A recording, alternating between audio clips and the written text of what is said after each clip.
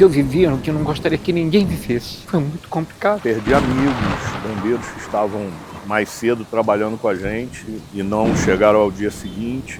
Perdi familiares. Na época não tinha tempo de chorar. Tínhamos que trabalhar.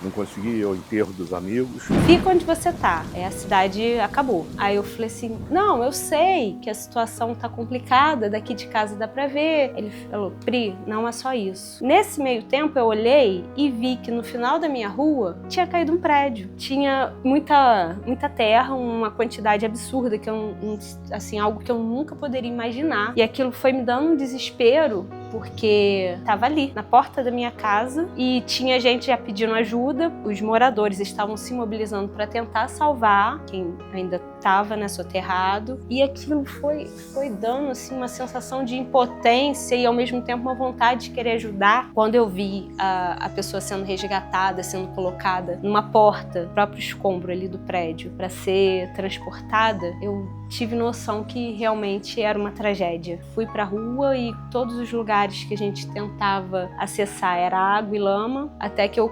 consegui, assim, entre uma pessoa e outra que eu encontrava na rua, eu falava que o suspiro tinha acabado.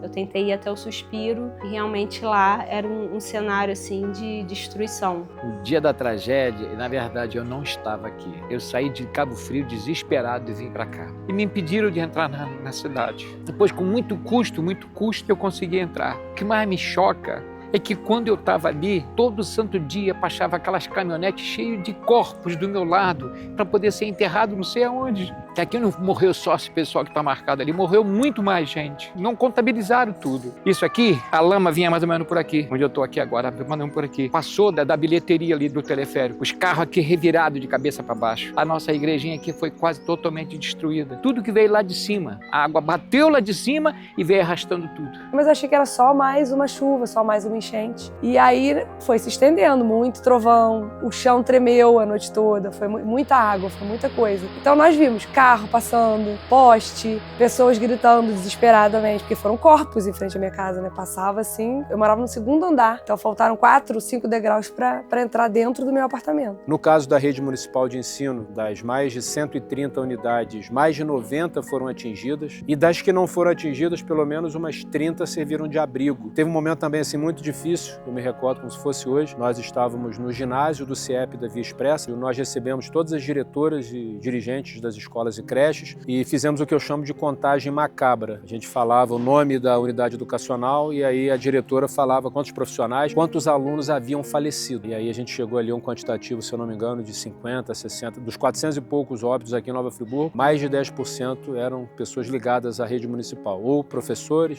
servidores ou alunos, né? Então isso trouxe também uma dor muito grande. São lembranças assim difíceis até da gente trazer à tona de novo pelo que a gente passou. Tem muitas pessoas que se foram, mas os companheiros que estavam comigo lá, né, meus amigos bombeiros, quando a gente ficou soterrado lá na Francisco Miele, né, quando acaba aquilo tudo, a gente olha, a gente faz a contagem, a gente vê que a gente não tem mais os amigos com a gente lá, isso a gente não vai esquecer. Isso aí é o que marca mais pra gente mesmo, vai ficar guardado mesmo. Não sabia, não tinha sido ninguém. A gente estava isolado no Campo do Coelho. Aí eu falei com ela, eu vou dormir um sono, vou levantar e vou andando.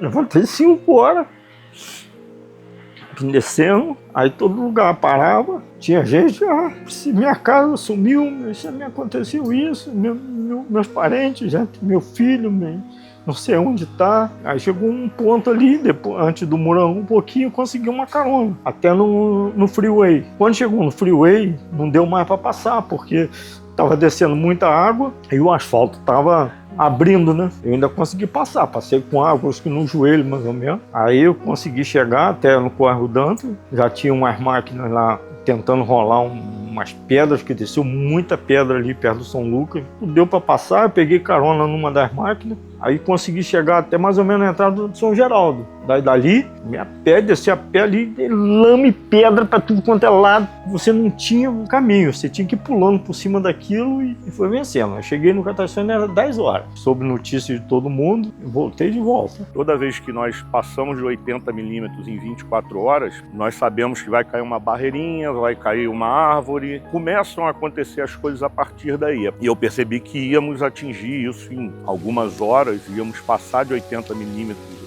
A cidade tinha 6 estações pluviométricas e a gente monitorava isso com frequência, e a gente acompanhava aquilo e acompanhava os prognósticos das próximas horas. E aí comecei a ligar para as pessoas. A primeira pessoa que foi avisada foi o prefeito. Isso foi às 10 horas da manhã que eu comecei a ligar. Muitas pessoas dizem, mas eu não ouvi esse alerta. E eu concluo por 2 motivos. Primeiro, que o centro não era uma área de risco. E aqui morreram 40 pessoas no centro. E as pessoas também não estavam com ouvido para isso. Não estavam ligando para alertas da Defesa Civil porque se sentiam seguras. E aí, às 4 horas da tarde, cai o primeiro prédio em Olaria e eu gravo uma entrevista no local dizendo que esse prédio caiu por causa da chuva e a cidade está em alerta desde 10 horas da manhã, nós emitimos um alerta, continuamos em alerta. As pessoas que estão em área de risco devem procurar um local seguro para permanecer. E às 9 horas começa a chover forte novamente e choveu aí por 10 horas, de 9 horas às 7 da manhã. E aí a gente foi vendo o tamanho do estrago, a gente viu que tinha sido muito maior, a gente estava achando que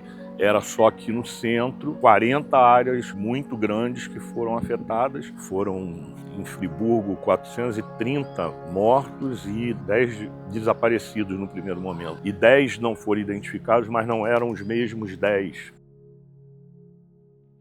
Estudo realizado em 2011 identificou 254 setores de risco, alto e muito alto. Em 2013, a gente teve o REGEA, ele transformou esses setores em 99 setores de risco. Esse estudo ainda não foi completo, faltou áreas na cidade que não foram incluídas. Então, a gente pode quase que dobrar esse número. A gente está buscando aí meios para atualizar esse plano municipal de redução de risco. A gente vê que a situação vai melhorar, mas, assim, eu poderia dizer que a gente tinha que ter um ritmo mais rápido do que se encontra hoje. A necessidade é grande, né?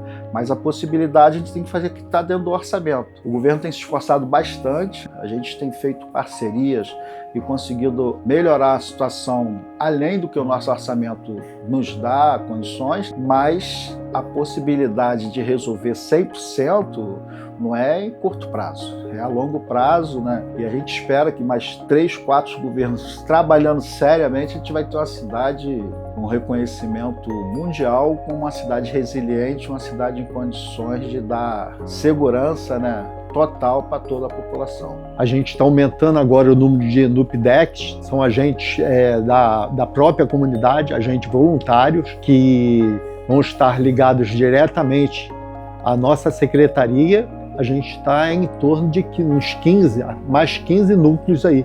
E isso vai fazer com que a gente tenha uma ligação muito mais próxima da comunidade, né? As defesas civis começaram a ser vistas de outra forma. No dia do desastre, eu não tinha um carro para trabalhar, eu estava com um carro emprestado do secretário de obras. Hoje a Defesa Civil tem várias picapes que podem fazer um trabalho melhor. Tivemos a mudança de legislação federal. Em termos de estruturas, a gente fala bem objetivamente muito pouca coisa, né?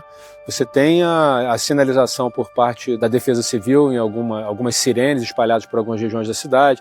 Tivemos a implantação da central de monitoramento, mas eu acho que é muito aquém ainda do que a gente efetivamente precisa. Espero que nunca mais aconteça algo nem similar ao que aconteceu, mas não sei se a gente está tão preparado assim. De 2011 para cá, houveram várias obras. A gente teve uma obra de infraestrutura no corpo hídrico principal da cidade, que é o Rio Bengala, né? Onde houve o margeamento. Depois dessa obra, que ainda não terminou, a gente já não teve caso mais de transbordo. Para o ano que vem, o INEA está licitando a obra para rebaixamento da caixa do rio, né? Também teve o córrego Dantas, onde teve bastante problema, principalmente de inundação, que a água chegou no segundo andar da casa. Então, ali a calha do rio, que era de 5 metros, passou para 15 metros. O escoamento dessa água vai ser mais rápido, não vai acontecer na forma que aconteceu em 2011, mesmo sendo na mesma proporção. Agora, a gente não pode falar que não vai acontecer problemas de deslizamento, de transbordo. Espero que não aconteça a chuva naquela quantidade, mas nossa cidade hoje está muito mais preparada do que em 2011. Muitas coisas foram pinceladas e tal, foram feitas, mas tem muitas encostas, tem muita gente morando em área de risco. Muitas pessoas voltaram para as áreas de risco, entendeu? Então eu acho que se vier uma outra tragédia, né, nesse nível aí, muita gente morre de novo. Se acontecer, a cidade está mais ou menos preparada, porque naquela época, vamos dizer assim, o nosso rio não era assim. Agora, se caiu a tromba d'água daquela, vai morrer bastante gente. Porque as casas no alto do morro não têm estrutura. Tem muita casa que está frágil, que vai acabar vindo abaixo. Estão construindo casas embaixo do teleférico. Não é que eu sou contra, eu não sou contra, mas estão correndo risco de vida se vier mais uma tromba d'água dessa.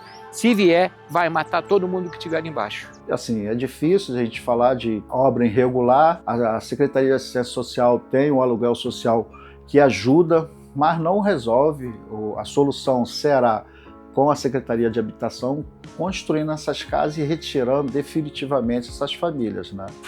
É um serviço que não é a curto prazo, está sendo levado para a Câmara para ser aprovado o plano municipal de habitação, então a gente espera que daqui a um tempo a gente consiga resolver esse problema. Mas assim, acho que mais interessante é a população se conscientizar, porque a população mesmo às vezes esquece do que aconteceu na cidade. Então assim, falta mais uma conscientização das pessoas, porque hoje tem material, hoje você tem internet, tem as pessoas que contam a história. Claro que o Estado pode entrar com muita coisa ainda, né? A Defesa Civil ainda tem muita coisa, muito processo para entrar, muitas ideias boas ainda que eles estavam levando palestra pra gente lá, mas mais a conscientização das pessoas mesmo com relação à previsão de tragédias. É importante que a população se lembre de que isso aconteceu e que pode sim acontecer de novo, talvez até mais intenso e com mais frequência, que é o panorama das mudanças climáticas que nós estamos vendo aí. Todos nós temos que ter um plano B quando ouvir a sirene tocar, quando ouvir um alerta da Defesa Civil. Nós tivemos muitos avanços, tivemos a criação de um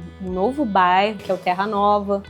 Lá conseguiu comportar as pessoas que perderam suas casas. Então, assim, eu vejo que no momento, logo após a tragédia, algumas coisas foram feitas. Mas eu acho que mais importante do que foi feito lá atrás é que continue sendo feito. Porque a tragédia pode acontecer de uma hora para outra. E a gente fala, eu não vou ver mais isso, mas eu convivi com enchente a vida toda. Com 60 anos eu fui conviver com uma enchente forte daquela. Mas a gente não sabe quando vem, né? Então é por isso que eu digo que o trabalho tem que ser muito bem feito e não pode parar nunca. Tem que estar sempre cobrando, tem que estar sempre reivindicando e tem que brigar mesmo, tem que lutar mesmo, porque senão cai no esquecimento e não faz. A gente precisa fazer com que Nova Friburgo seja cada vez mais uma cidade preventiva, que crie estruturas que protejam a sua população. Mesmo que venha uma forte chuva, que a gente saiba o que fazer, aonde a gente deve se informar para ter uma informação precisa e a gente poder se precaver, para a gente poder, fundamentalmente, preservar vidas. Porque todo o restante a gente recupera. As pessoas não se iludam com qualquer informação. Sempre confiar em informação oficial da Defesa Civil, da Prefeitura, que são as fontes oficiais. Independente da pessoa receber um alerta ou não, a pessoa ter essa cultura da prevenção. Se você está se sentindo insegura, se você sabe que você mora num lugar de risco, não precisa nem esperar a Defesa Civil avisar. Você pode ir saindo de casa, ir para casa de um parente. Já se passaram 14 anos e as gerações mais novas não viveram. Elas sabem do que foi contado. E a tendência é, com o passar do tempo, as pessoas irem esquecendo, porque as marcas nos morros, elas vão sumindo. A vegetação cresce de novo, mas a cicatriz sempre vai estar ali. Então, assim, é importante que nós que passamos por aquele momento histórico, a gente não deixe de transmitir o que aconteceu para que as gerações futuras não deixem morrer.